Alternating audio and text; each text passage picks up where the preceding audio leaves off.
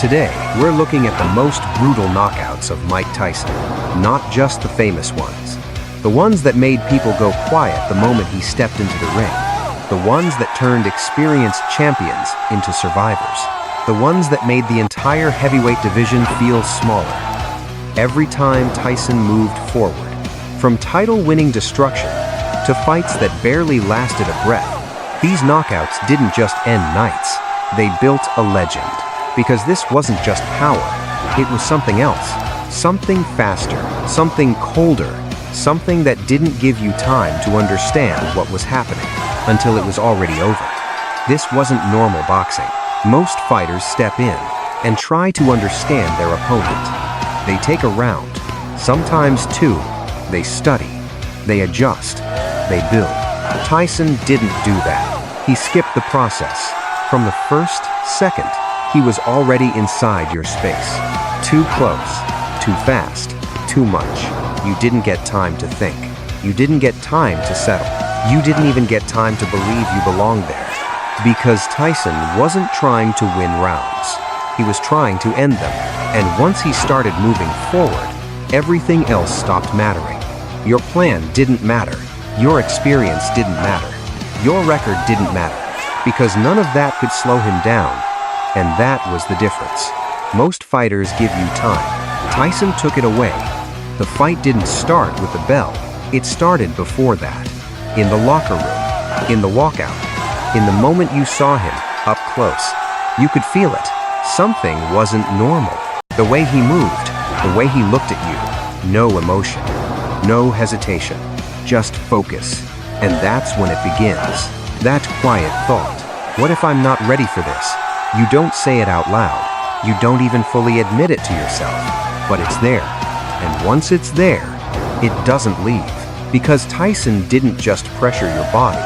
He pressured your mind. Every step forward felt like it meant something. Every second felt shorter. And before a single punch even landed, you were already reacting, already adjusting, already behind.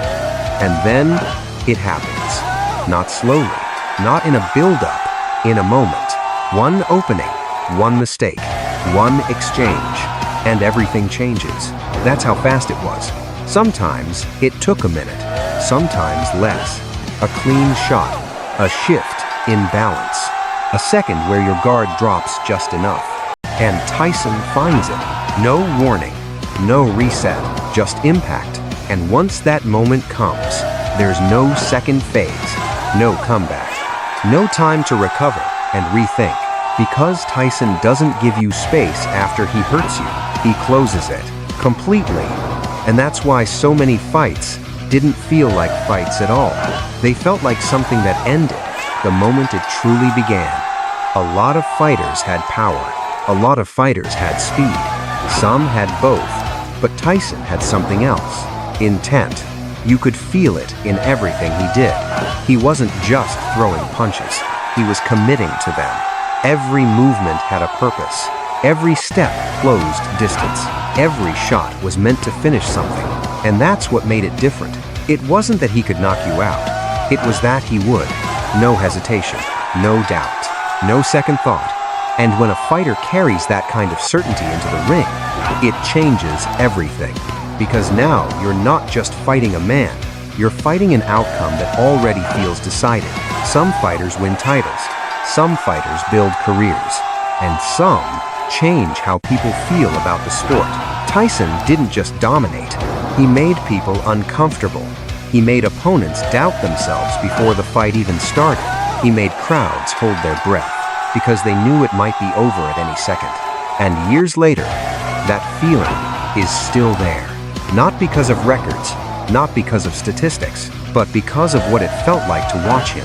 So the question isn't how many knockouts he had. It's how many moments felt like there was never a fight to begin with.